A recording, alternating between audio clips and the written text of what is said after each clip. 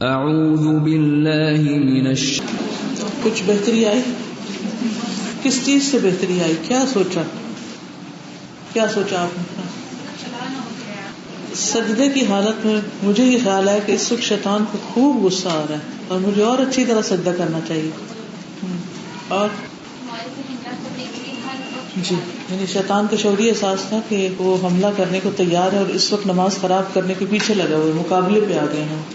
اللہ تعالیٰ جس طرح وہ ہے کہ اللہ تعالیٰ کو آپ دیکھ رہے اس فیلنگ سے نا بنتا ہے کہ لڑکات و سطاعت میں موجہ ہو جاتی ہیں. اس طرح کی لڑکی نے جو بتا کرا تھا وہ بھی صحیح ہے. بالکل صحیح. چلیے آگے چلتے ہیں. نمبر 5. اعوذ باللہ من الشیطان الرجیم. بسم اللہ الرحمن الرحیم. اللجوء الى اللہ تعالی. قال تعالی وَيُنَزِّلُ عَلَيْكُم مِّنَ السَّمَاءِ مَاءً لِيُطَهِّرَكُم بِهِ وَيُذْهِبَ عَنكُم رِجْزَ الشَّيْطَانِ. فاللہ عز وجل هو الذي ينجي العباد من وساوس الشيطان ومكائده فينبغي على العبد أن يهرع إلى جنابه سبحانه ويسأله العون والنصرة والتأييد حتى يكون قادرا على التصدي لهذا العدو الخبيث. اللجوء پناہ لینا الى اللہ تعالی اللہ سبحانہ تعالی کی طرف. قال تعالی اللہ تعالی کا فرمان ہے وَيُنَزِّلُ عَلَيْكُمْ اور وہ اتارتا ہے تم پر من السماء آسمان سے ماءً پانی لِيُطَهِّرَكُمْ تاکہ پاک کر دے تم کو بِهِ ساتھ اس کے. کون سا پانی؟ بارش کا. وَيُذْهِبَ عَنْكُمْ اور لے جائے تم سے رجز الشیطان شیطان کی گندگی شیطان کے وسوسے. یعنی یہ وسوسے کیا ہیں؟ ایک طرح سے گندگی ہیں، گندے خیالات ہیں. ایک بات یاد رکھیے کہ جو شیطان جو کہ آگ سے بنا ہے تو آگ کو بجھانے کے لیے پانی فائدہ دیتا ہے.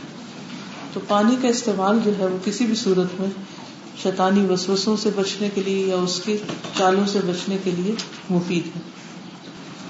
فاللہ عز وجل هو الذی ینجی العباد من وساوس الشیطان ومکائدہ.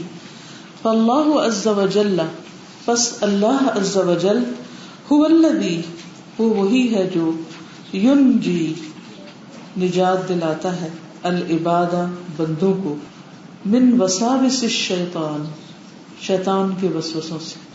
یعنی اللہ ہی نجات دلا سکتا ہے ومکائدہ اور اس کی چالوں سے.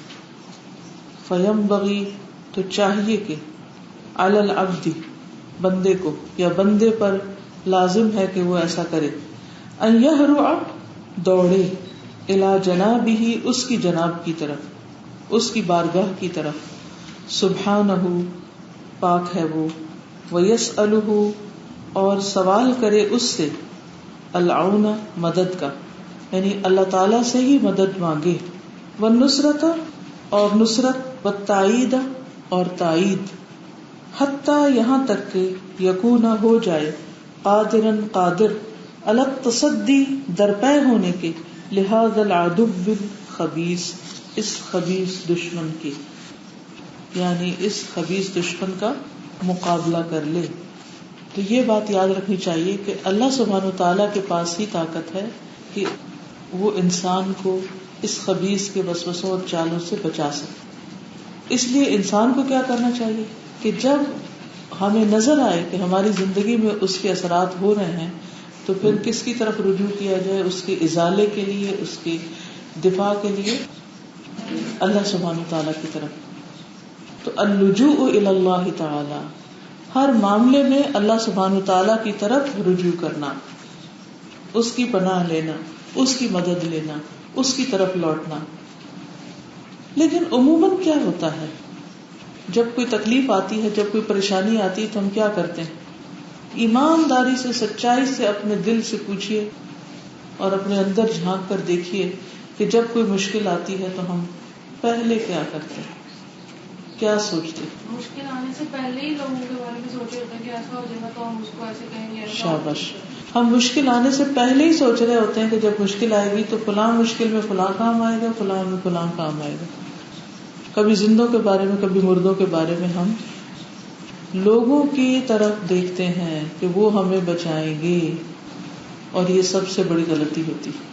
جب ہم لوگوں سے امیدیں رکھتے ہیں نا، جب ہم لوگوں سے امیدیں رکھتے ہیں تو بھی مشکلات آتی ہیں، اور جب اللہ تعالیٰ پر امید رکھتے ہیں تو حل ہوتی ہے.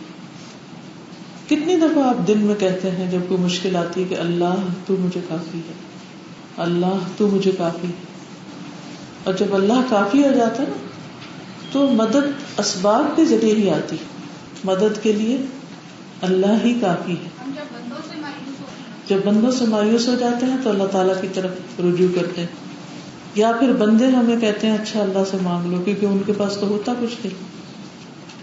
ٹھیک ہے، انسان اپنے مشورے کے لیے نہیں، اللہ سبحانہ وتعالیٰ سے مدد مانگنے کے بعد انسان اسباب اختیار کرے، بندوں سے مشورہ لے لے. مشورہ کرنا اچھی بات ہے، لیکن ترتیب بدل دیجئے. ترتیب نمبر 1 اور نمبر 2 درست کر لیجئے. کیونکہ انسان جب بندوں کی طرف دیکھتا ہے تو اللہ تعالیٰ پھر اس کو بندوں ہی کے حوالے کر دیتے ہیں، وہ جیسے چاہیں اس کے ساتھ کریں. کیونکہ کسی بھی مشکل سے انسان اللہ کے فضل سے ہی بچ سکتا ہے، اور کسی بھی مشکل سے نکل بھی جب ہی سکتا ہے جب اللہ کی مدد آتی ہے. قرآن مجید میں آتا ہے وَإِذَا جَاءَهُمْ أَمْرٌ مِّنَ الْأَمْنِ أَوِ الْخَوْفِ أَذَاعُوا بِهِ وَلَوْ رَدُّوهُ إِلَى الرَّسُولِ وَإِلَى أُولِي الْأَمْرِ مِنْهُمْ لَعَلِمَهُ الَّذِينَ يَسْتَنبِطُونَهُ مِنْهُمْ وَلَوْلَا فَضْلُ اللَّهِ عَلَيْكُمْ وَرَحْمَتُهُ لَاتَّبَعْتُمُ الشَّيْطَانَ إِلَّا قَلِيلًا. جب کوئی امن کی یا خطرے کی خبر ان تک پہنچتی ہے تو اسے فوراً اڑا دیتے ہیں، یعنی افواہیں پھیلا دیتے ہیں. اور اگر وہ اسے رسول یا اپنے کسی ذمہ دار حاکم تک پہنچاتے تو وہ ایسے لوگوں کے علم میں آ جاتی جو اس سے صحیح نتیجہ اخذ کر سکتے ہیں، یعنی ایسی خبریں پھر ان تک پہنچاتے.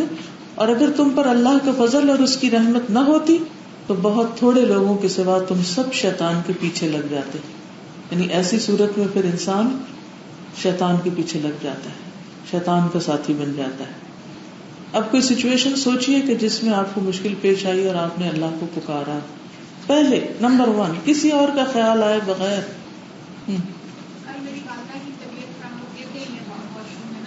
دیکھیے، ایک ہے یہ کہنا کہ میں اللہ سے مانگ رہی ہوں، ایک یہ کہہ رہی کہ اللہ سے مانگ رہی اور بندوں سے نہیں مانگ رہی.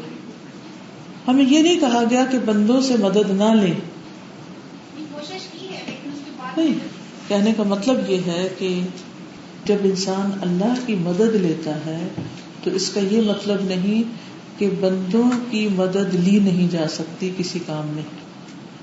ٹھیک ہے، یعنی پھر ہم ایک ایکسٹریم پر اس طرح آ جاتے ہیں کہ ہم کیا کرتے ہیں، سب کو ریجیکٹ کر دیتے ہیں. وہ مدد کون بھیجتا ہے بندوں کی شکل میں؟ وہ بھی اللہ ہی بھیجتا ہے.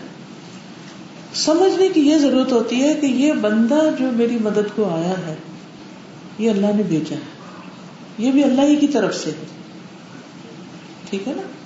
اچھا، اب اگر کوئی گر گیا ہے تو آپ کیا ڈاکٹر کے پاس نہیں جائیں گے؟ کیونکہ مجھے صرف دعا کرنی ہے کہ میں اللہ ہی سے صرف مانگوں. مانگنا اللہ سے، پہلا خیال اللہ ہی کا ہے، اور اس کے بعد اللہ سے یہ دعا کر کے اللہ مجھے صحیح ڈاکٹر کے پاس لے جا. اور جب ڈاکٹر کے پاس پہنچ جائے تو کہے اللہ اس کے دل میں صحیح بات ڈال. اور جب ٹھیک ہو جائے تو کہیں کہ اللہ تیرا شکر ہے تو نے ٹھیک کر دیا. جب ہم اللہ سے مدد مانگ لیتے ہیں تو پھر اللہ تعالیٰ ہمارے دل میں ڈالتا ہے کہ آپ فلاں سے مشورہ کرو. پھر ہم کیا کرتے ہیں؟ مشورہ کرتے ہیں. اور جب ہم مشورہ کرتے ہیں تو کیا ہوتا ہے؟ مشورے کا حکم کس نے دیا ہے؟ اللہ نے ہی حکم دیا ہے. ٹھیک ہے نا. تو اس لیے اللجوء الی اللہ، اللہ کی پناہ لینا. اب مثلاً ایک گھر میں کوئی بیمار پڑ گیا ہے اور آپ کو کلاس میں بھی آنا ہے، آپ اللہ کو پکارے جائیں. لیکن اس دوران آپ کے دل میں اگر خیال آ جائے کہ فلاں اتنی دیر بیمار کے پاس بیٹھ جائے اور میں کلاس میں چلی جاؤں، تو یہ خیال آپ سمجھے اللہ نے ڈالا ہے. اور آپ کسی سے مدد لے سکتی ہیں ایز لانگ ایز اس میں کوئی غلط چیز نہیں پائی جاتی. آپ کسی بہن کو، بھائی کو، کسی کو کہہ سکتے ہیں کہ آپ تھوڑی دیر میری جگہ پر بیٹھے، میں آ رہی ہوں. یہ مدد طلب کرنا اللہ سے مدد مانگنے کے خلاف نہیں. ٹھیک ہے. جیسے مجھے کسی نے ریسنٹلی کہا کہ میں کسی کا احسان نہیں لیتی، اور وہ خود اتنی زیادہ مجبور تھیں کہ ان کو ضرورت تھی کسی کی مدد کی کہ somebody should take her to the hospital or somebody should help her out. یعنی اگر ہم کسی کی بھی جو مدد خود سے آفر، ایک تو نا سوال کرنا، اور ایک یہ کہ خود کو مدد آفر کر رہا ہے، اور ہم یہ کہیں کہ نہیں جزاک اللہ خیر میں کسی کا احسان نہیں لیتے، اور اوپر اس کو سنا کے کہ یعنی یہ بھی تو بد اخلاقی. تو وہ مدد کون بھیج رہا ہے؟ اگر کسی کے دل میں آپ کی کسی مدد کا، خدمت کا، ضرورت کا اللہ نے خیال ڈال دیا ہے تو اللہ تعالیٰ ہی صرف بے نیاز ہے، بندے سب محتاج ہیں. اور اللہ نے بعض بندوں کو بعض کا محتاج کر دیا تاکہ ان کے اندر عاجزی رہے، ان کے اندر تکبر نہ آئے کہ سب کچھ میں ہی ہوں، میں اپنا سب کچھ خود ہی کر سکتا ہوں، میرے پاس مال زیادہ ہے یا صحت زیادہ ہے یا عقل زیادہ ہے تو میں اپنا سب کام خود چلا سکتا ہوں. یہ خیال بھی غلط ہے. ٹھیک ہے نا؟ اس کی اگزامپل اس طرح یہ ہے کہ اگر کوئی چیز ہماری گم جاتی ہے تو وہ بھی مشکل ہی ہوتی ہے، تو اب اس مشکل میں ہم لوگ کیا کرتے ہیں، انا للہ بالکل. تو اس میں کیا ہوتا ہے کہ پھر وہ خیال میں ایک دم سے جو آتی ہے کہ فلانی جگہ دیکھو، حالانکہ وہاں سے 10 دفعہ گزر چکی ہو ہمیں نظر نہیں آتی.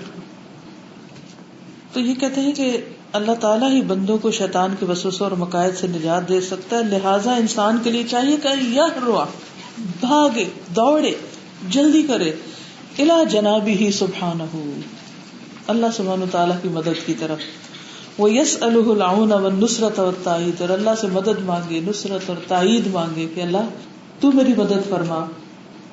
حتی یکون قادرا علی التصدی لہذا العدو الخبیث، یہاں تک کہ انسان ایسے دشمن کا مقابلہ کرنے کے لیے تیار ہو جائے، اس کے درپے ہو جائے. نمبر 6، تقوی اللہ عز وجل، اللہ سبحانہ وتعالی کا تقوی. فالتقوى من اعظم الاسباب التي تدفع شر الشياطين واعوانهم من الانس والجن، وقد بين الله تبارك وتعالى ان النجاة في استعمال التقوى. قال سبحانه وان تصبروا وتتقوا لا يضركم كيدهم شيئا، وبين سبحانه انه مع المتقين فقال ان الله مع الذين اتقوا والذين هم محسنون. ومن كان الله معه لم يستطع احد من الجن والانس ان يصيبه بمكروه الا ما قدره الله له. وقال النبي صلى الله عليه وسلم احفظ الله يحفظك احفظ الله تجده تجاهك. فأهل التقوى هم أهل النجاة من شياطين الإنس والجن، وهم أهل الفوز والفلاح والسعادة في الدنيا والآخرة. قال تعالى فاصبر إن العاقبة للمتقين. تقوی اللہ، اللہ کا ڈر، عز و جل، جو عزت و جلال والا ہے. فالتقوى، پس تقوی، من اعظم الاسباب، اسباب میں سے سب سے بڑا سبب ہے، التی، وہ جو، تدفع، دور کرتا ہے، دفع کرتا ہے، شر الشیاطین، شیطانوں کا شر، واعوانہم، اور ان کے مددگاروں کا، من الانس والجن، جن و انس میں سے. وقد بین اللہ تبارک و تعالی، اور اللہ تبارک و تعالی نے بیان کیا ہے، ان النجات، بے شک نجات، فی استعمال التقوی، تقوی کے عمل میں ہے، تقوی کے استعمال کرنے میں ہے. قال سبحانہ، اللہ تعالیٰ کا فرمان ہے، وَإِن تَصْبِرُوا، اور اگر تم صبر کرو، وَتَتَّقُوا، اور تم تقوی اختیار کرو، لَا يَضُرُّكُمْ، نہیں نقصان دے گی تم کو، کیدہم، ان کی چال، شیئا، کچھ بھی، کچھ نقصان نہیں دے گی. لیکن ہم عام طور پر دشمن کی چال کا مقابلہ کرنے کے لیے پھر الٹ چال چلنے لگتے ہیں، چال کے مقابلے میں چال، اور اللہ کی کوئی مدد نہیں لیتے. نتیجہ کیا ہوتا ہے؟ جو کسی کے خلاف چال چلتا ہے خود اس کے گھیرے میں آ جاتا ہے اور اس سے بچ نہیں سکتا، کیونکہ اللہ کی لاٹھی بے آواز ہوتی ہے. وَبَيَّنَ سُبْحَانَهُ، اور اللہ سبحانہ وتعالی نے بیان کیا ہے، انہ مع المتقین، کہ بے شک وہ تقوی والوں کے ساتھ ہے. فقال، پس فرمایا، یعنی اللہ کی مدد ہے تقوی اختیار کرنے والوں کے ساتھ.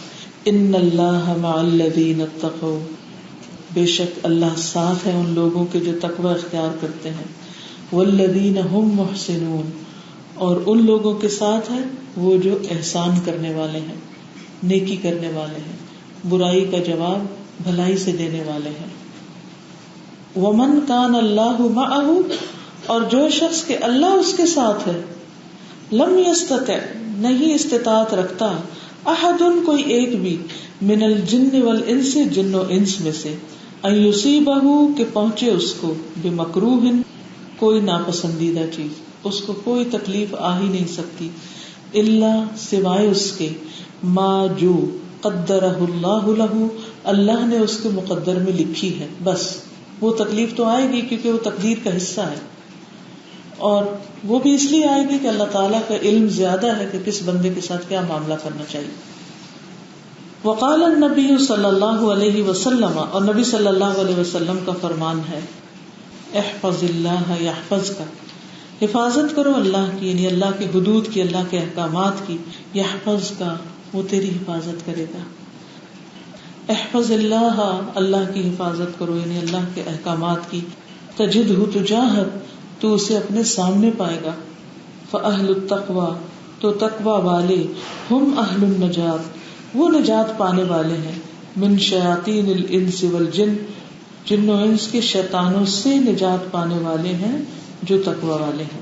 وہم، اور وہی، اہل الفوز والفلاح، وہ کامیابی اور فلاح پانے والے ہیں، والسعادتی، اور خوش قسمتی، فی الدنیا والآخرہ، دنیا میں بھی اور آخرت میں بھی خوش قسمتی سے، سعادت سے، خوش بختی سے ہمکنار ہونے والے. قال تعالی، اللہ تعالیٰ کا فرمان ہے، فاصبر، پس صبر کیجیے، ان العاقبۃ للمتقین، بے شک عاقبت، انجام تقوی والوں کے حق میں ہے. جو اللہ سے ڈرے گا اور غلط کام چھوڑ دے گا، اللہ اس کی مدد فرمائے گا. ایک اور پوائنٹ اپنے لیے لکھ لیجیے، جیسے سنت میں نجات تھی ایسے تقوی میں نجات. انہوں نے جو یہ کہا ہے نا کہ جن و انس کے جو مددگار ہیں شیطان کے، یعنی شیطان کے چیلے انسانوں میں سے بھی اور جنات میں سے بھی، ان سب کے خلاف اللہ تعالیٰ کی مدد آئے گی، ان کی چالیں کچھ نقصان نہیں دے سکیں گی. اور یہ کتنی بڑی بات ہے، وَإِن تَصْبِرُوا وَتَتَّقُوا لَا يَضُرُّكُمْ كَيْدُهُمْ شَيْئًا. مثلاً آپ کو کبھی بھی یہ ڈر آئے کہ فلاں میرے خلاف چال چل رہا ہے، فلاں مجھے نقصان پہنچائے گا، تو اس کا حل آپ کے ذہن میں کیا آنا چاہیے کہ مجھے کیا کرنا ہے؟ دو کام، ایک تو صبر، برداشت. آخر کوئی کب تک کسی کے خلاف چال چل سکتا ہے؟ اس میں خود بھی تو دنیا سے جانا ہے، اس کے ساتھ بڑے بڑے اپنے مصیبتیں لگی ہوئی ہیں، وہ اپنے ہی پھیر میں آ جائے گا. یہ تو صرف ایک ہمارا امتحان ہوتا ہے. اور دوسرے تقویٰ، کہ اللہ سے ڈر کے انسان کسی کے ساتھ کوئی زیادتی نہ کرے، اللہ کی نافرمانی کا کوئی کام نہ کرے. کیونکہ جس وقت انسان اللہ کی نافرمانی کا کام کرتا ہے وہ لوگوں کی نظروں میں بھی ذلیل ہوتا ہے اور اللہ کی نگاہ سے گر جاتا ہے اور اللہ کی مدد کا مستحق نہیں رہتا.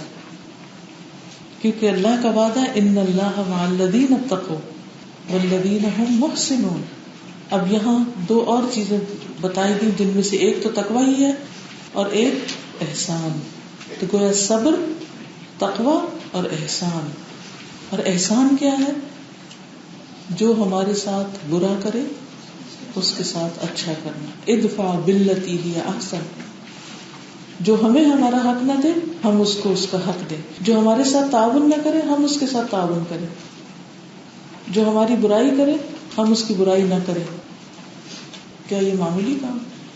یہ احسان کا درجہ جو ہے نا وہ اسلام میں اعلیٰ ترین مقام ہے، اللہ کے مقرب بندوں کا کام ہے، اور یہ صبر کے بغیر ہو ہی نہیں سکتا. آپ کیسے بھلا کسی کے ساتھ احسان کریں جس سے آپ کو تکلیف پہنچی ہو؟ اتنا آسان نہیں ہے. جی آپ بولیے.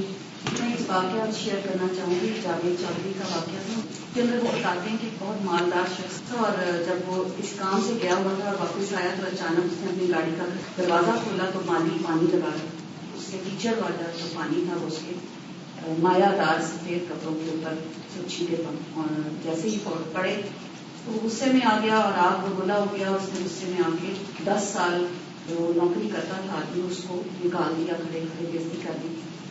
اس نے کافی معافی وغیرہ مانگی، اس شخص نے نہیں سنی اور اس نے کہا بس آج میری بہت امپورٹنٹ میٹنگ تھی، میرے پاس ٹائم نہیں تھا کپڑے بدلنے کا، اور بہت ساری باتیں جو ایک کے بعد ایک شیطان ہمیں سکھاتا چلا جاتا. اس کی 1500 تنخواہ تھی اور بڑے عرصے سے 1500 تھی. اس نے کبھی اپنی تنخواہ بڑھائی تھی یا کوئی ایسی بات نہیں کی تھی، لیکن وہ ہمیشہ گالیاں سنتا گھر والوں کی اور سب کچھ کرتا تھا. اس نے اس کو نکال دیا سزا، اور اس کے بعد یہ ہوا کہ وہ شخص خود کہتا ہے کہ آہستہ آہستہ میرا کاروبار ختم ہونے لگا. اس کا بیٹا فوت ہو گیا جوان، جس کے اوپر اس نے انحصار کیا کہ اس کو کاروبار دینا. گھر گرتی رہا تھا بینکوں کی وجہ سے. جیسے جیسے انسان کے کاروبار کے حالات برے ہوتے گئے اور وہ بالکل کچھ بھی نہیں رہ گیا اور وہ گھر بھی اس کا بک گیا اور سب کچھ ختم ہو گیا. وہ اس کو خواب آیا کہ وہ جو مالی تھا وہ تم سے 1500 لیتا تھا، اسی کے رزق سے تمہیں رزق ملتا تھا. اور اس نے اس کو بہت ڈھونڈا. اس جگہ جاتا تھا اڈے پر، لوگوں سے پوچھتا تھا اور وہ پوچھتے پوچھتے اس نے اخبار میں ایڈ کے لیے وہ آیا، جاوید چودھری کو ملا، اس نے پوری یہ کہانی بتائی اور وہ اس انجام کو پہنچا. تو ہم نے کتنی جلد بازی کئی دفعہ کر جاتی، کھڑے کھڑے لوگوں کو سزا نکال دیتے، ان کی زیادتیوں کو معاف نہیں کرتے، جبکہ اللہ تعالیٰ نے کہا 70 مرتبہ معاف کرو ایک دن.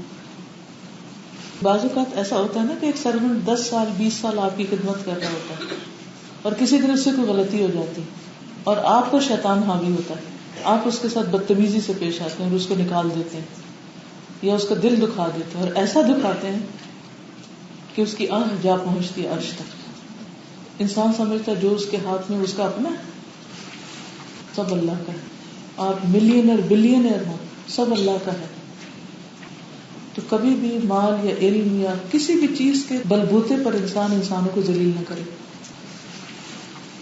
اللہ کی مدد کب آتی ہے؟ جب تقویٰ ہوتا ہے، جب صبر ہوتا ہے، جب احسان ہوتا ہے، اور پھر جب انسان اللہ کی حدود کی حفاظت کرتا ہے، سارے کام اللہ کی مرضی کے مطابق کرتا ہے.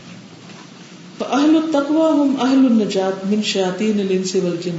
جن کے اندر تقویٰ ہوتا ہے وہی نجات پا سکتے ہیں جن و انس کے شیطانوں سے، اور وہی دنیا اور آخرت کی کامیابیاں پاتے ہیں. فَاصْبِرْ إِنَّ الْعَاقِبَةَ لِلْمُتَّقِينَ. انجام کو دیکھو، انجام کو کہ کیا ہوتا ہے. انجام صرف تقویٰ والوں کا اچھا ہوتا ہے جو اللہ سے ڈرتے ہیں. اور کوئی کچھ کہنا چاہے گا؟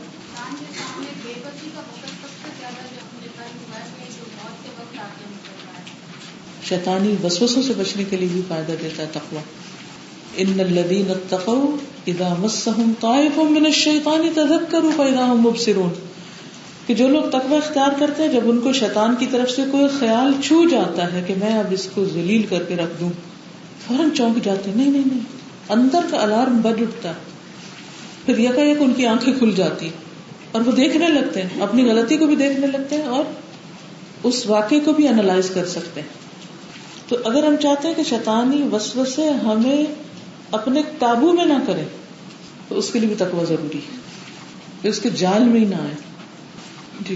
ایک خاتون ہمارے گھر کام کرتی تھی صفائی کا، وہ کافی عرصے سے کر رہی تھی اور امی میری ہوتی تھی باقی کوئی بھی خرچ نہیں ہوتا تھا. ایک دن امی نے کچھ پیسے رکھے اور کام کر رہی تھی، اٹھ کے گئی اور واپس ان کو نہیں لیے، لیکن امی نے اس کو نہیں پوچھا، کچھ بھی نہیں کہا. پھر وہ کچھ عرصہ بعد چھوڑ کے چلی گئی کام. اور امی کہتی ہے مجھے پتا ہے کسی نے کھایا لیکن میں نہیں اس کو کہوں گی. اب یہ ہوا کہ کافی عرصے بعد 3-4 سال بعد وہ خاتون خود آئی ہمارے گھر اور امی سے کہتی کہ میں نے آپ سے کچھ بات کرنی ہے. امی نے اس کو اکیلے لے گئی کہ شاید ضرورت ہے کوئی اور اس طرح.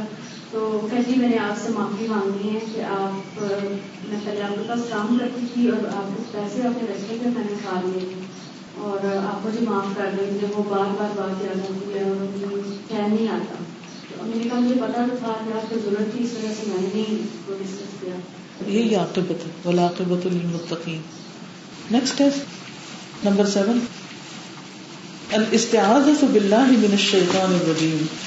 والاستعاذۃ باللہ من الشیطان ہی الالتجاء الی اللہ عز وجل والاستجارۃ بجنابہ من الشیطان الرجیم.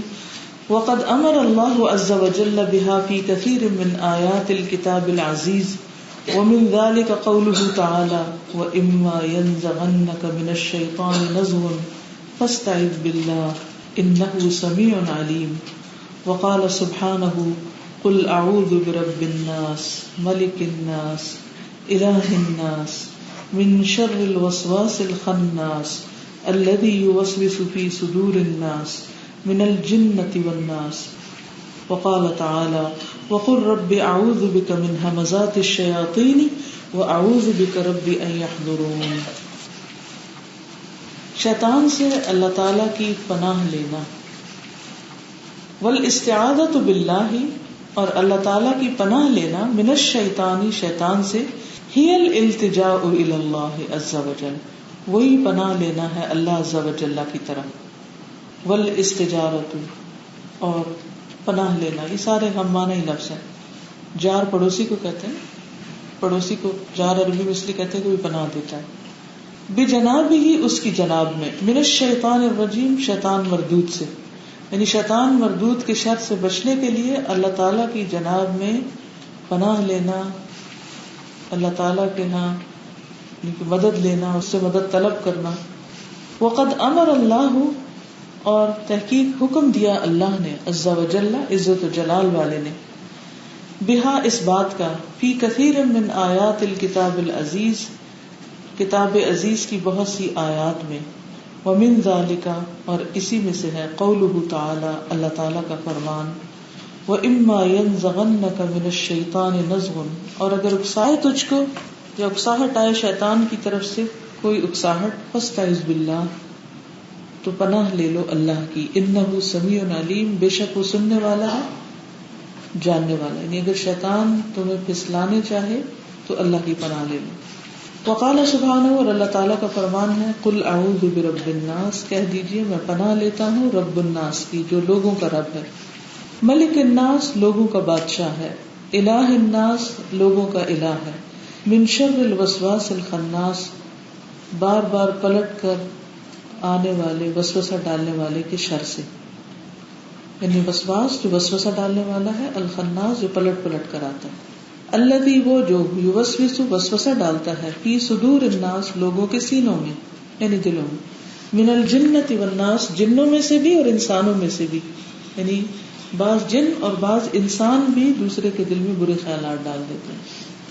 وقال تعالی، اور اللہ تعالیٰ کا فرمان ہے، وقل، اور آپ کہہ دیجئے، ربی، اے میرے رب، اعوذ بک، میں تیری پناہ چاہتا ہوں، من ہمزات الشیاطین، شیطانوں کے وسوسوں سے یا اکساہٹوں سے، واعوذ بک، اور میں تیری پناہ چاہتا ہوں، ربی، اے میرے رب، ان یحضرون، کہ وہ میرے پاس حاضر بھی ہوں، یعنی میرے پاس بھی پھٹکے، یعنی کچھ کہیں تو دور کی بات میرے پاس بھی نہ آئے، جیسے حضرت عمر سے شیطان ڈرتے تھے. یعنی جب انسان وسوسوں میں گر جائے اور شیطانی خیال بار بار آئے یا گناہ کا خیال آئے تو اس صورت میں انسان کیا کرے؟ فوراً اللہ تعالیٰ کی مدد طلب کرے. کس سے؟ ذکر سے، تعوذ پڑھ کے، کوئی بھی نیکی کا کام کر کے، خصوصاً سجدہ کر کے. اب بتائیں گے کہ مواضع الاستعاذہ کون کون سے ہیں، کہاں کہاں استعاذہ پڑھنی چاہیے. نبی صلی اللہ علیہ وسلم اپنی روزمرہ زندگی میں کس طرح یہ کام کیا کرتے تھے، اس کے بارے میں آتا ہے. ابو درداء فرماتے ہیں کہ رسول اللہ صلی اللہ علیہ وسلم کھڑے ہوئے، ہم نے آپ کو یہ فرماتے ہوئے سنا، اعوذ باللہ منک، یعنی آپ بلند آواز سے کہہ رہے ہیں، صحابہ سن رہے ہیں. کیا کہا؟ اعوذ باللہ منک. پھر فرمایا، العنک بلعنت اللہ، میں تجھ پر 3 مرتبہ اللہ کی لعنت بھیجتا ہوں. اور آپ نے اپنا ہاتھ پھیلایا جیسے آپ کوئی چیز لے رہے ہوں. جب آپ نماز سے فارغ ہوئے تو ہم نے عرض کیا، اے اللہ کے رسول، ہم نے آپ سے نماز میں کچھ کہتے ہوئے سنا جو اس سے پہلے کبھی نہیں سنا تھا، اور آپ نماز کی حالت میں تھے، اور ہم نے آپ کو اپنا ہاتھ پھیلاتے ہوئے بھی دیکھا. آپ نے فرمایا، اللہ کا دشمن ابلیس آگ کا شعلہ لے کر آیا تاکہ میرا منہ جلا دے. کیونکہ جو شخص جتنا زیادہ نیکی میں آگے ہوتا ہے اس پر اتنا بڑا حملہ ہوتا ہے. نبی صلی اللہ علیہ وسلم اتنے بڑے مقام پر تھے تو وہ اتنا ہی بڑا نقصان پہنچانے کے لیے آیا. تو میں نے اعوذ باللہ منک 3 مرتبہ کہا. پھر میں نے کہا کہ میں تجھ پر اللہ کی پوری لعنت بھیجتا ہوں. وہ 3 مرتبہ تک پیچھے نہیں ہٹا. پھر میں نے اسے پکڑنے کا ارادہ کیا کہ ہٹ نہیں رہا، اعوذ باللہ پڑھنے سے بھی ہٹ نہیں رہا. تو اللہ کی قسم، اگر ہمارے بھائی سلیمان کی دعا نہ ہوتی تو وہ صبح تک بندھا رہتا اور مدینہ کے بچے اس کے ساتھ کھیلتے. یعنی لوگوں کو نظر بھی آنے لگتا پھر وہ بھاگ گیا. اچھا اب آپ اس کو عملی طور پر کیسے کر سکتے ہیں؟ دیکھیے شیطان کا غلبہ ہوتا کیسے ہے، عملی صورتحال کو دیکھیں. تفسیر ابن کثیر میں اس کے 2 والیوم میں ایک واقعہ لکھا ہوا ہے کہ رسول اللہ صلی اللہ علیہ وسلم نے فرمایا پچھلے پیغمبروں میں سے ایک پیغمبر سے شیطان کا مکالمہ ہوا. ایک لمبی روایت ہے جس کا کچھ حصہ یوں ہے، شیطان نے کہا کہ تم کس طرح مجھ سے نجات پاؤ گے؟ پیغمبر نے کہا خدا کی قسم جب بھی میں نے تیری طرف سے کچھ محسوس کیا تو میں نے اللہ کی پناہ مانگی. کرنا بھی یہی چاہیے.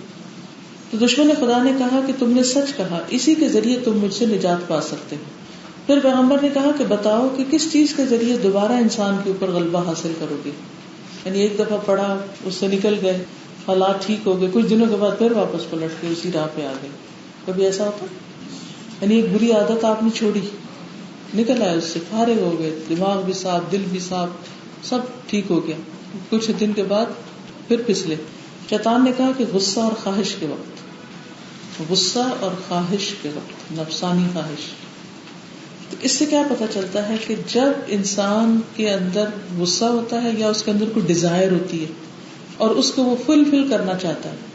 اب آپ خود اپنی ڈیزائرز کو دیکھ سکتے ہیں کہ آپ کی کیا ڈیزائر ہے، آپ کی کیا خواہش ہے جو آپ کو حرام کام، غلط کام کرنے پر مجبور کر دیتی اور آپ اس سے باہر نکل ہی نہیں سکتے. وہ کسی کے لیے ایڈکشن ہو سکتی ہے، نشہ ہو سکتا ہے، کوئی حرام تعلق کسی سے ہو سکتا ہے، کوئی اینی تھنگ، کسی کو چوری کی عادت ہو سکتی، جھوٹ بولنے کی ہو سکتی، کچھ بھی ہو سکتا ہے.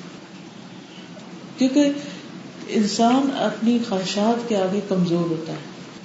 اس کے پاس علم بھی ہوتا ہے، اس کو سمجھ بھی ہوتی ہے، اس کو یہ بھی پتا ہوتا ہے میں غلطی کر رہا ہوں اس وقت، this is wrong what I am doing, this is wrong. اس کا ضمیر بھی اس کو بتا رہا ہوتا ہے. لیکن وہ خواہش ایسی غالب آتی ہے کہ انسان اس کے آگے بچھ جاتا ہے. تو یہاں شیطان انسان پر غالب آ جاتا ہے، قوت پکڑ لیتا ہے. استحوذ علیہم الشیطان، تو انسان پھر غیر محفوظ ہو جاتا ہے شیطان کے لیے، ولنریبل ہو جاتا ہے.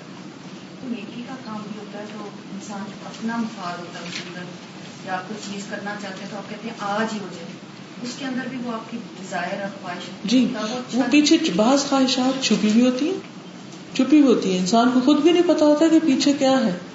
میرا آنا بہت مشکل ہو رہا تھا کلاس میں، کافی پرابلم تھی، میں نے کون سا میں نے بس صرف اللہ تعالیٰ سے دعا کی اور میں نے بس کچھ بھی نہیں کہا، اللہ تعالیٰ نے راستے آسان کر دیے. تو میں نے اس وقت یہ احساس کیا کہ آپ کا کئی دفعہ دل کر رہا ہوتا ہے اچھا نیک کام ہوتا ہے، اس میں خیر ہوتی ہے، لیکن your desire makes you more worse. آپ کا غصہ، آپ کی چڑچڑاپن، آپ دوسروں کو شو کرنا شروع کر دیتے ہیں اور وہ کنٹرول کرنا بہت مشکل ہوتا ہے. ریئیکشن میں آ جاتے ہیں. یعنی بس اگر گھر والے اجازت نہیں دے رہی یہاں آنے کی بھی ایک مثال ہے، تو پھر ہم اپنی موڈ کیسے شو کرتے ہیں، پھر کیسے برتن اٹھا اٹھا کے پھینکتے ہیں. یعنی کام نیکی کا ہے لیکن اگر تعاون نہیں ملا تو ہمارا ریئیکشن کیا ہے، یہ بھی سوچنے کی بات ہے. اور قرآن کہتا ہے ادفع باللتی ہی احسن. ویسے ڈیزائر کو بھی آج کل لوگوں نے یا بچوں نے نیڈس بنا لیے، جی بس نہیں یہ ہماری ضرورت ہے، ہوتی تو وہ ڈیزائر ہے. اب مثلا کسی کو کسی خاص کپڑے کی، جوتے کی، لباس کی، کسی خاص کھانے کی، کسی خاص لائف سٹائل کی ڈیزائر ہو گئی، یہ تو مجھے ملنا چاہیے، یہ تو مجھے کر کے چھوڑنا ہے. اب اس کو اس کا ضمیر کہتا ہے بھی دیکھو سورت نور پڑی ہے، ایسے زینت کا لباس بازار میں نہیں پہن سکتے، لیکن ڈیزائر کیسے غالب ہے اس پر کہ سارا علم ایک طرف، سارے ہر چیز، اور وہ کر گزرتا ہے وہ کام انسان جو اس کے اندر مچل رہا ہوتا ہے، جو دل میں مچلن ہو رہی ہوتی ہے. تو انسان کی ڈیزائر اس کی ویکنس ہوتی ہے، ویکنس جس کی وجہ سے وہ نہیں پرواہ کرتا کہ نماز لیٹ ہو رہی ہے، کہ بچے رو رہے ہیں، کہ کیا ہو رہا ہے، کیا نقصان ہو جائے، کسی بھی چیز کو نہیں سامنے لاتا اور وہ کر گزرتا ہے. حلال طریقے سے کرے یا حرام سے کرے، بس اس نے کرنا ہے، اس نے اپنی خواہش نفس پوری کرنی. چوری کا سبب کیا ہوتا ہے؟ ڈیزائر ہوتی ہے، ضرورت تو بہت کم ہوتی، اور جب ضرورت کی وجہ سے چوری ہو تو وہ تو پھر معاف ہو جاتی، جیسے قحط ہوا یا کچھ اور، ورنہ ڈیزائرز ہوتی. زنا کا سبب کیا ہے؟ خواہش نفس، قتل نفس کی اکساہٹ، اس کی وجہ سے انسان بڑے بڑے گناہوں پہ جا پہنچے. کسی پہ ظلم کرنا کسی بھی طرح کا، سب کے پیچھے اپنی ڈیزائر، کیونکہ انسان کیا چاہتا ہے کہ زندگی اور ہر چیز اس کی مرضی کے مطابق ہو جائے، کسی دوسرے کو برداشت نہ کرنا کہ ہر چیز میری مرضی کی ہو جائے. اب ہم خواتین مثلاً گھر میں کیا چاہتی ہیں عام طور پر کہ سارے گھر کا انتظام، کنٹرول، ہر چیز ساس چاہتی ہے اس کی مرضی کا ہو جائے، بہو چاہتی ہے اس کی مرضی کا ہو جائے، اور کوئی پیچھے ہٹنے کو تیار نہیں ہوتا. کبھی ایسا بھی ہوتا ہے کہ کبھی شوہر کسی بات سے منع کرتا ہے، ہم بہت نیک بنتے ہیں، ہم اس کی بات مان لیتے، لیکن ہمارا رویہ، ہماری شکل ظاہر کر رہی ہوتی ہے کہ ہمیں یہ بات بہت بری ہے، تو ہم اس کی بات ماننے کے باوجود بھی اپنے رویے سے یہ شو کر رہے ہوتے کہ اپروو لائف، اور وہ اپنی وجہ سے ہوتا ہے. اللہ کی خاطر ہو تو پھر تو اور ہی بات ہے، وہ بھی اپنی خاطر ہو رہا ہوتا ہے. شدید نفرت، شدید محبت، جی ہاں یہ شیطان کو حاوی کر دیتے ہیں. بالکل، یعنی کہ شدید غصے کی حالت میں انسان، پھر شدید غم، کیونکہ جب غم میں ہوتا ہے تو انسان سمجھتا ہے اب اس کے لیے ہر کام کرنا جائز ہے، چیخنا، چلانا، سر پھوڑنا، بال کھینچنا، کپڑے نوچنا، سب جائز ہو گیا، گالیاں دینا، جو منہ میں آئے بولنا، سب جائز ہو گیا. ایسے اب دیکھیں کوئی فوت ہو جاتا ہے، بعض اوقات لوگ اللہ سبحانہ تعالیٰ کو کوسنے لگتے ہیں، موت کے فرشتے کو، ہر ایک کو، کسی کو نہیں چھوڑتے. اسی طرح شدید محبت وہ بھی انسان کو پاگل کر دیتی ہے، اور شدید نفرت وہ بھی انسان کو پاگل کر دیتی ہے اور انسان سے اللہ کی نافرمانی کا کام کراتی ہے. تو یہ کیا ہے؟ خواہش نفس کا ایسا غالب آنا کہ انسان اس کے آگے ڈھہ جائے، تو پھر اس میں اللہ کی پناہ، اللہ کی مدد، اور رو رو کے، یعنی جتنا بڑا حملہ ہے اتنی مدد زیادہ چاہیے ہوگی. مواضع الاستعاذة بين النبي صلى الله عليه وسلم كثيرا من المواضع التي يتعوذ فيها من الشيطان ومن ذلك الف في الصلاة. وقد مر قوله صلى الله عليه وسلم لعثمان بن ابي العاص ذاك شيطان يقال له خنزب فإذا أحسسته الف ڈال لیجیے فتعوذ بالله منه وادخل عن يسارك ثلاثا. وعن جبير بن مطعم رضي الله عنه أنه رأى رسول الله صلى الله عليه وسلم يصلي صلاة فقال الله أكبر كبيرا ثلاثا والحمد لله كثيرا ثلاثا وسبحان الله بكرة وأصيلا ثلاثا أعوذ بالله من الشيطان من نفخه ونفثه وهمزه. باب عند قراءة القرآن لقوله تعالى فإذا قرأت القرآن فاستعذ بالله من الشيطان الرجيم. جيم عند دخول الخلاء لحديث أنس رضي الله عنه قال كان النبي صلى الله عليه وسلم إذا أراد أن يدخل الخلاء قال اللهم إني أعوذ بك من الخبث والخبائث. متفق عليه. وقيل إن الخبث ذكران الشياطين والخبائث إناثهم.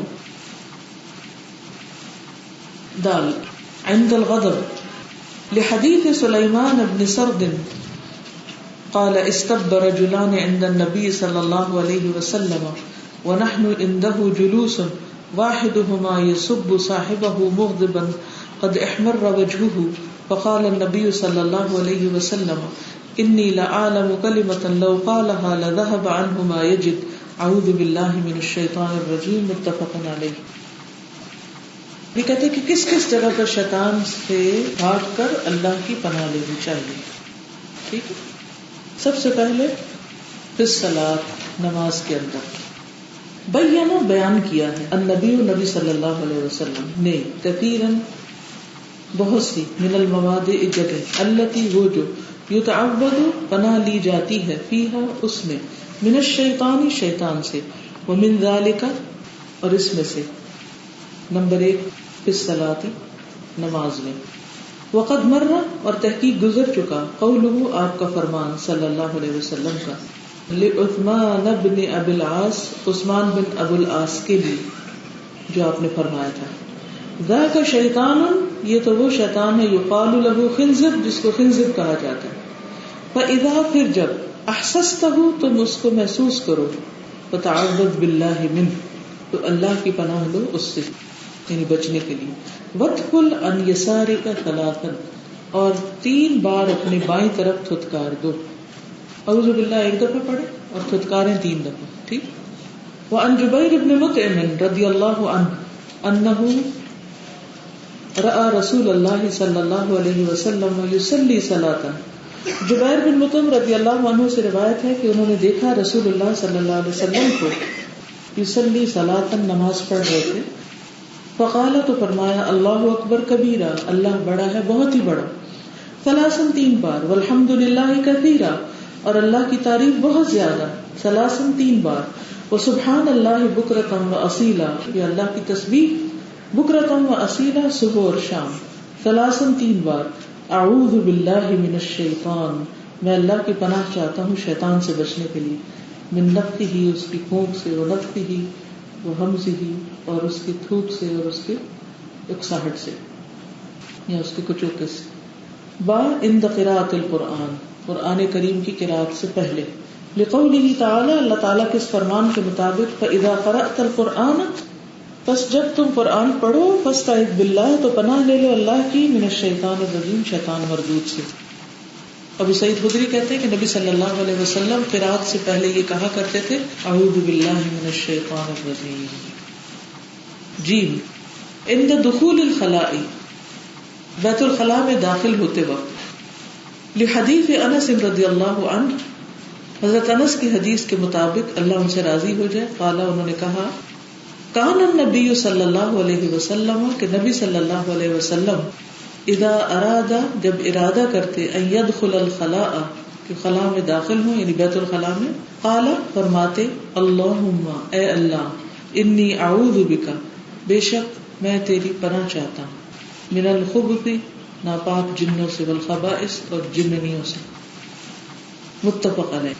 وقیل، اور کہا گیا، ان الخبث، بے شک ناپاک جن، ذکران الشیاطین، یعنی خبث کیا ہے دراصل، میل شیاطین. ذکران الشیاطین، شیطانوں کے مرد شیاطین. والخبائث، اور قبائث، اناتہم، ان کی عورتیں.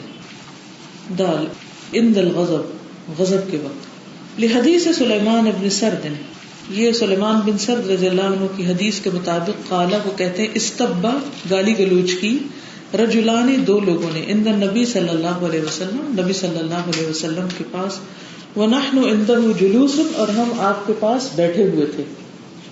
واحدهما يسب صاحبہ، ان میں سے ایک دوسرے کو گالی دے رہا تھا، مغضبا، غضبناک ہو کر، قد احمر وجهه، اس کا چہرہ بھی لال ہو رہا تھا. فقال النبی صلی اللہ علیہ وسلم، نبی صلی اللہ علیہ وسلم نے فرمایا، انی لاعلم کلمۃ، بے شک میں ایک کلمہ جانتا ہوں، لو قالها، اگر یہ اس کو کہہ دے، لذهب عنه، تو البتہ چلا جائے اس سے وہ، ما یرید، جو وہ پا رہا ہے، یعنی جو غصہ ہے، جو اندر ابال آیا ہوا وہ سب ختم ہو جائے. اور وہ کلمہ کیا ہے، اعوذ باللہ من الشیطان الرجیم، میں اللہ کی پناہ چاہتا ہوں شیطان مردود سے، تو غصہ چلا جائے گا. اچھا، یہ جو پچھلی حدیث تھی اس کے اوپر ایک اور حدیث بھی ہے مزید وضاحت کے لیے، اعوذ باللہ من الخبث والخبائث کے بارے میں.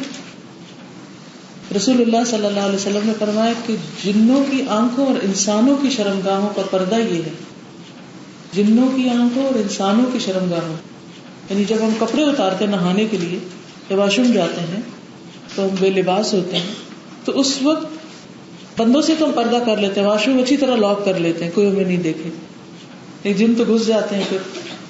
تو جنوں کی آنکھوں انسانوں کی شرمگاہوں کا پردہ یہ کہ جب کوئی بیت الخلاء جائے تو بسم اللہ پڑھ لے، یعنی آپ دروازہ کھولا، بسم اللہ، اللہم انی اعوذ بک من الخبث والخبائث، اور جب باہر نکلے تو بسم اللہ پڑھ کے دروازہ بند کر کے نکلے.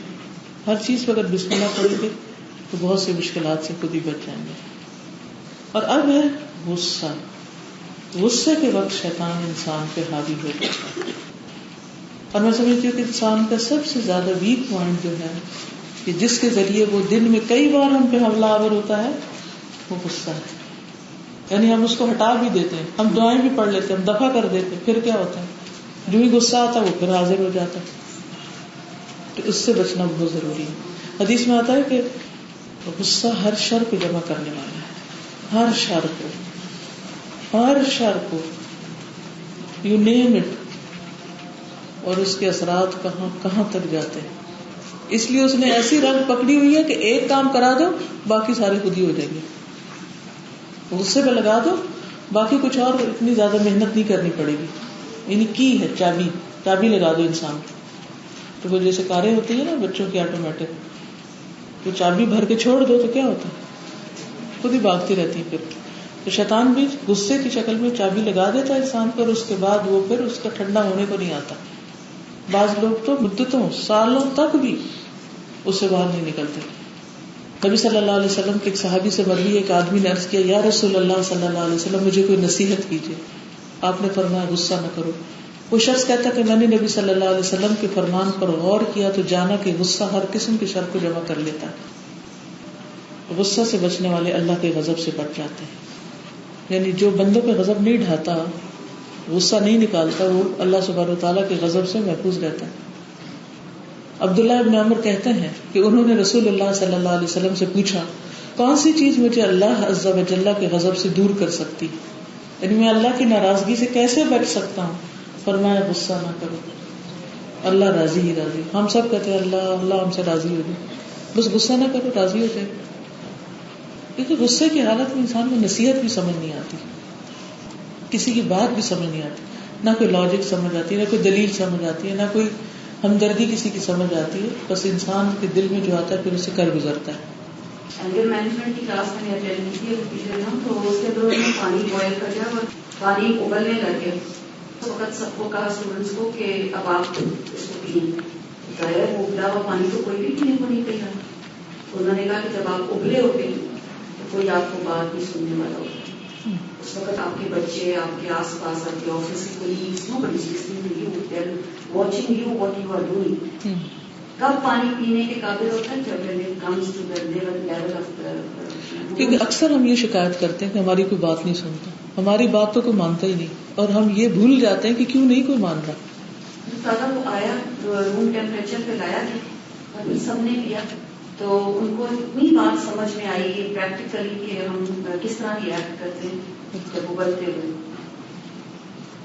اور کسی کو ہماری سمجھ نہیں آتی تو ہمیں کسی کی نہیں آ رہی ہوتی. اس وقت جیسے ایک صحابی ایک غصے میں اپنے غلام کو کوڑے مار رہے تھے، تو نبی صلی اللہ علیہ وسلم نے ان کو آواز دی تو انہیں سمجھ نہ آئی کہ کس نے پکارا ہم. اس وقت ہمیں بھول جاتا ہے کہ کوئی بڑا کھڑا ہے ہمارے پاس، یا کوئی ہمارا محسن ہے، کون ہے کون نہیں، کسی کی بھی نہیں پرواہ کرتا ہے انسان پر. حضرت انس کہتے ہیں کہ نبی صلی اللہ علیہ وسلم ایسے لوگوں کے پاس سے گزرے جو پتھر اٹھا رہے تھے. آپ نے فرمایا یہ لوگ کیا کر رہے ہیں؟ لوگوں نے کہا یہ اپنے جسموں کو مضبوط کرنے کے لیے پتھر اٹھاتے ہیں، مسلز بنا رہے ہوں. نبی صلی اللہ علیہ وسلم نے کہا کیا میں تمہیں ایسا شخص نہ بتاؤں جو اس سے بھی زیادہ مضبوط ہے، اس سے بھی زیادہ اسٹرانگ ہے؟ جو شخص غصے کے وقت اپنے نفس پہ قابو رکھتا ہے، اپنے آپ کو کنٹرول کر لیتا ہے. ایک اور روایت میں کہ نبی صلی اللہ علیہ وسلم ایسے لوگوں کے پاس سے گزرے جو کشتی کر رہے تھے، پہلوانی. آپ نے فرمایا یہ کیا ہے؟ لوگوں نے کہا یہ فلاں پہلوان ہے جو ہر ایک کو پچھاڑ دیتا ہے. رسول اللہ صلی اللہ علیہ وسلم نے فرمایا کیا میں تمہیں ایسا شخص نہ بتاؤں جو اس سے بھی زیادہ طاقتور، یعنی پہلوان؟ وہ آدمی جس پر کسی شخص نے زیادتی کی اور وہ اپنے غصے کو پی گیا، بس وہ اس پر غالب آ گیا اور اپنے شیطان پر غالب آ گیا اور اپنے ساتھی کے شیطان پر غالب آ گیا. یعنی اس نے 3 کو پچھاڑا، ایک کو نہیں 3 کو.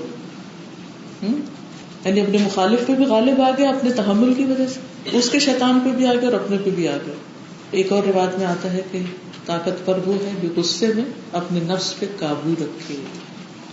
تو کیسے قابو رکھنا ہے؟ اس طرح کہا کہ غصہ ہر طرح کی جو نا برائی اس کو جمع کر لیتا ہے. میں پڑھی تھی کہ if you argue with a woman, she would make you remember something you did 2 years ago at 7 a.m. in the morning.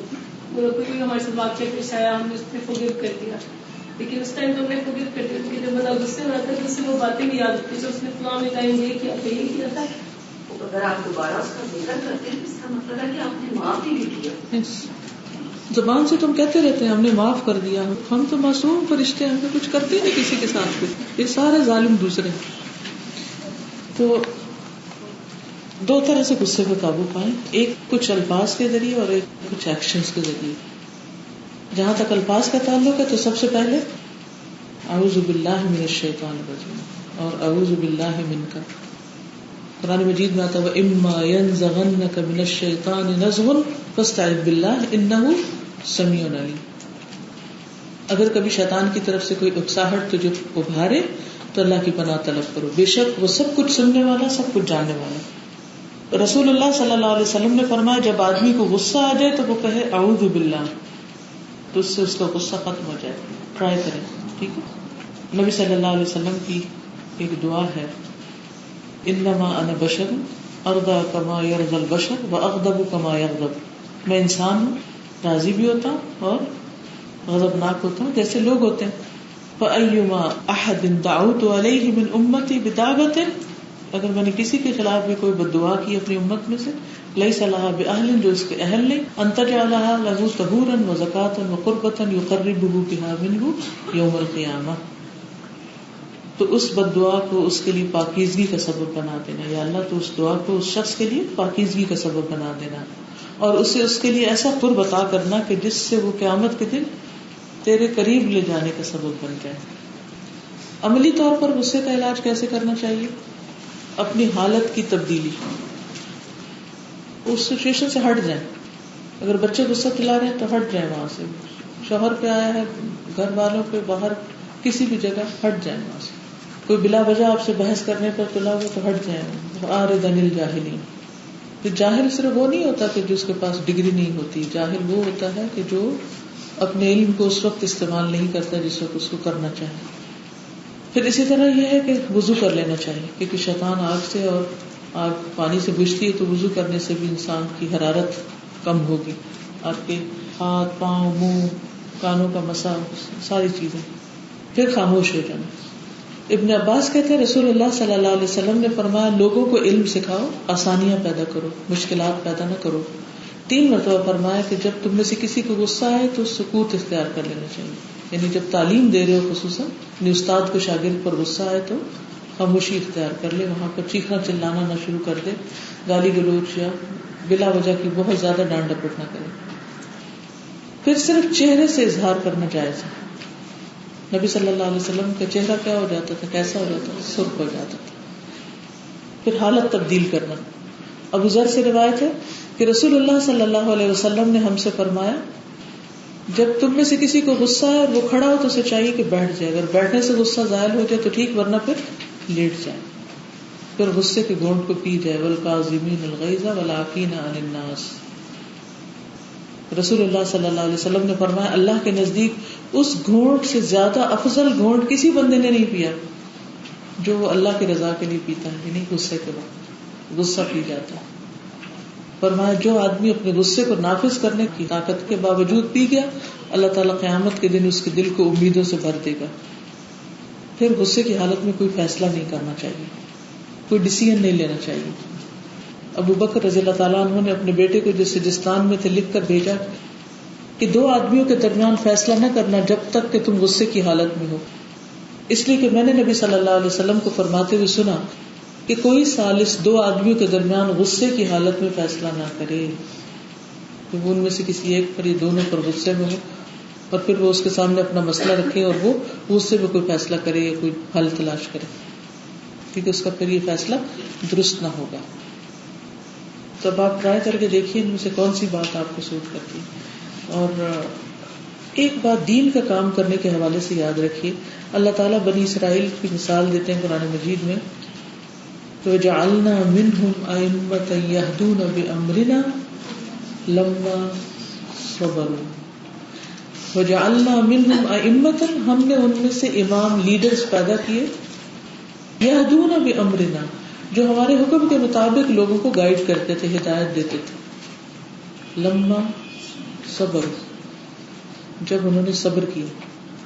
کوئی شخص لیڈرشپ کے مقام پر فائز ہو نہیں سکتا جب تک کہ وہ اپنے غصے کو کنٹرول کرنا نہ جانتا، ورنہ وہ بہت بڑا بگاڑ پیدا کر دے گا۔ آپ سب دین کی دعوت دینے والے، اگر آپ اپنے غصے کو کنٹرول نہیں کر سکتے تو آپ کوالیفائڈ نہیں ہیں، یو آر ناٹ کوالیفائڈ، آپ اللہ کے کام کے قابل نہیں ہیں، کیونکہ اس کے لیے انبیاء کا طریقہ اختیار کرنا ہوگا کہ بڑی بڑی باتوں اور ظلم پر انہوں نے کس طرح صبر سے کام لیا۔